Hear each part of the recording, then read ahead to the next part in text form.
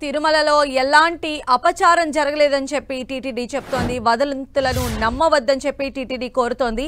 ధ్వజస్తంభం పైన కొక్కి విరిగిపోయిందన్న వదంతులు స్ప్రెడ్ అయిన నేపథ్యంలో టీటీడీ క్లారిటీ ఇచ్చే ప్రయత్నం చేసింది. అపచారం జరిగిందన్న వదంతుల్లో ఏమాత్రం వాస్తవం లేదు అని చెప్పి టీటీడీ చెప్పింది. బ్రహ్మోత్సవాల సందర్భంగా అన్నింటినీ ముందుగా తనిఖీలు చేస్తామని టీటీడీ అధికారులు చెప్తూ ఉన్నారు. ధ్వజపటాన్ని ఎగురవేసేందుకు పాతవాడి స్థానంలో కొత్తవి అమర్చడం ఆనవాయితీ అని చెప్పే ప్రయత్నం చేసింది టీటీడీ. మరిన్ని అప్డేట్స్ కూడా తెలుసుకుందాం. మా ప్రతినిధి శ్రీనివాస్ మనకు అందుబాటులో ఉన్నారు. శ్రీనివాస్,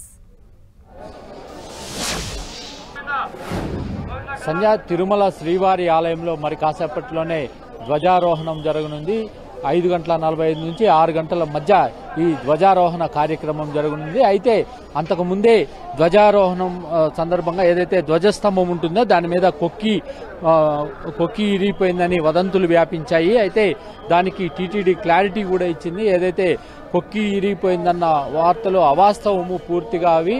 తాము తనిఖీలు చేసుకుంటాం. ముందుగా ఏదైతే ఇవన్నీ ఉంటాయో ధ్వజారోహణం నేపథ్యంలో ముందుగానే తనిఖీలు చేసుకుంటాము. ఏదైనా భిన్నంగా ఉంటే వాటిని తొలగించి కొత్త వాటిని ఏర్పాటు చేయడం జరుగుతుందని, ఎక్కడైనా సరే పూజలు జరిగే సమయంలో అది ఆనవాయితీగా తాము చేస్తామని కూడా క్లారిటీ ఇచ్చింది. అయితే ఈ విషయంలో ఎటువంటి అపచారం జరగలేదని కూడా టీటీడీ చెప్పింది. ముందస్తుగానే తాము కొక్కి అంటే లూజుగా ఉన్న అంటే అది కాస్త భిన్నంగా ఉన్నది గుర్తించి దాన్ని తొలగించి మరొక దాన్ని ఏర్పాటు చేశామని కూడా వాళ్ళు క్లారిటీ ఇచ్చారు. అయితే మరి కాసేపట్లోనే ధ్వజారోహణం అనేది ప్రారంభమవుతుంది. ఏపీ సీఎం చంద్రబాబు నాయుడు కూడా రాత్రి 7:30 గంటల ప్రాంతంలో తిరుమలకు చేరుకుని ఇక్కడ పట్టు వస్త్రాలు స్వామివారికి సమర్పించే కార్యక్రమం జరుగుతుంది. బేడి ఆంజనేయ స్వామి ఆలయం వద్ద నుంచి ఆయన తల మీద పెట్టుకొని అంటే పట్టు వస్త్రాలు వెండి పల్లెంలో తల మీద పెట్టుకుని శ్రీవారి ఆలయానికి తీసుకొచ్చి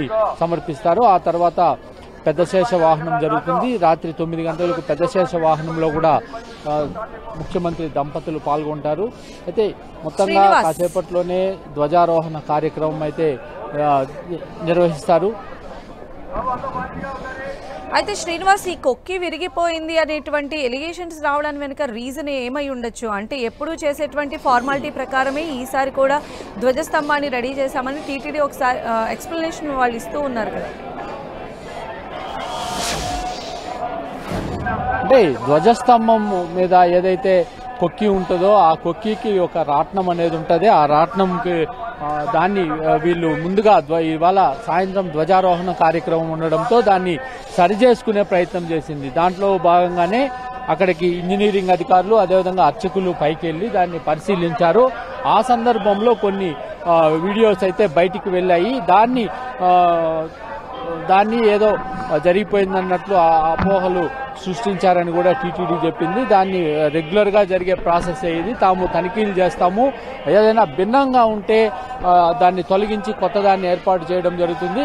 ఒకవేళ ధ్వజారోహణం జరిగే సమయంలో ఏదైనా ఇటువంటి అది తెగిపోవడం కానీ కింద పడడం కానీ జరిగితే అప్పుడు అపశృతి జరిగిందని భావించవచ్చు. కానీ అంతకుముందు మరమ్మతులు చేపట్టి దానికి ధ్వజారోహణం సిద్ధమవుతున్న సందర్భంలో ఇటువంటి అపశృతులకు తావే లేదని కూడా వాళ్ళు అర్చకులు కావచ్చు, టీటీడీ ఉన్నతాధికారులు కావచ్చు క్లారిటీ ఇచ్చిన పరిస్థితి అయితే నెలకొంది. సంధ్య. రైట్ శ్రీనివాస్.